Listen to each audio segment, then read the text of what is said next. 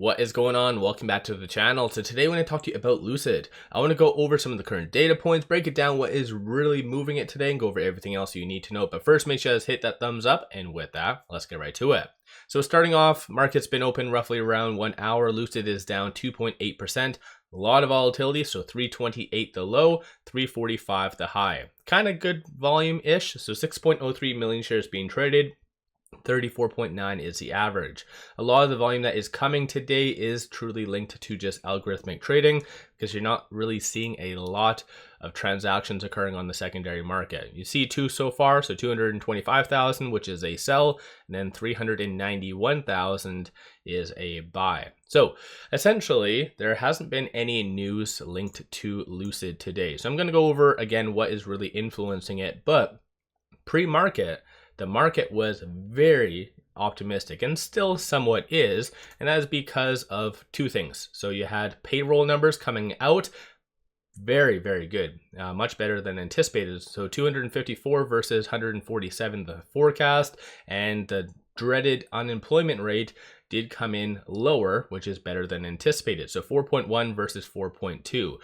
I feel like some entities did see this as a kind of a win-win, lose-lose kind of scenario, only because with this good data, you can kind of see now the market is kind of officially pricing out that 50 basis point cut, because why would they cut if the market is strong? So I think no matter what, it was going to be kind of, like I said, a lose-lose scenario, that if we had higher unemployment, then yeah, you'd have rate cuts, but again, then you'd have a lot of people chattering about recession. So inverse happened, but still 25 basis points for the November 7th. I think that is still relatively good. But in my opinion, what really caused Lucid to go down as much as it did pretty much right out the gate is because once the market did open, you saw a abnormal amount of puts being purchased. So in case you guys do not know, it's obviously it's linked, but you can only do options during the actual trading day. So what happens is that, let's say I think that Lucid is going to go down, I wait up until the market opens, I buy a lot of puts, which did happen today, and then I sell my position, which would add selling pressure. So a lot of people would make a lot of money essentially from their options, and that's kind of what happened. And why Lucid is going down, and we can kind of, in my opinion, blame Rivian. So Rivian did unveil their numbers, and it kind of signaled demand issues. So they did produce in Q3 13,157, delivered 10,018. They lowered guidance, kind of talked on supply chain issues for the R1 and RC platforms. It's not a good scenario. And in my opinion, this is me always playing devil's advocate, because I like to give you guys the good, the bad, and the ugly. If I was to read this, and again, playing devil's advocate, I would assume maybe the Gravity doesn't have all the supplies necessary for mass ramping up. So again, could be some supply shortage or some kind of supply chain issue or something like that. So yeah, we'll just have to wait and see.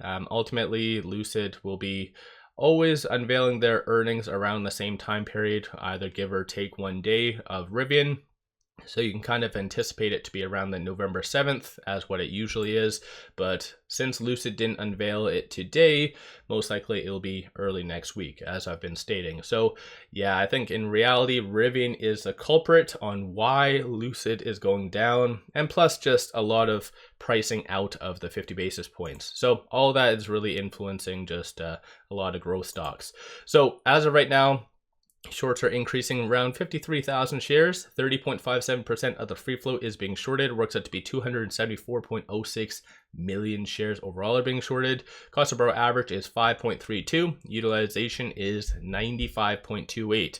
So from what it looks like on at least the trend right here, it does look like shorts are aiming for all-time high numbers, which as of right now was a hit on April 23rd, 2024, roughly around 33% or 32.5. So I don't know what to say. Hopefully Lucid does really surprise the broader market with their own numbers and they don't disappoint, but I don't know, we'll just have to wait and see. Looking at options, 85,000 in calls, 77,000 in puts, 47% of all the options being done are bearish today so far. And I just wanted to draw your attention to this candle. Obviously that one stands out. And so I kind of looked at that. Like this is all bearish options. So you have $3 puts, $2.50 puts, various kind of expiries, so the 11th and the 18th.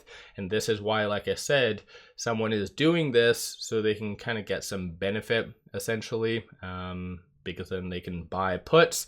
And then what happens is stock price goes down, they appreciate, or these puts appreciate. It's kind of a win-win for them. So it's just a game at the end of the day. But of the call options that are being purchased, you see a consensus for it to be roughly around that 350 range, not all that much going on there. And then looking at puts, you see a consensus for it to be sub 250. So that's kind of the options that I just mentioned. With today being Friday, this is the current outlook for the open interest. So 6,000 at that 350, 9,000 at that 4, and then 6,000 at that 450. So shorts do have a financial interest to keep it below 350, and that way everything right here does expire worthless.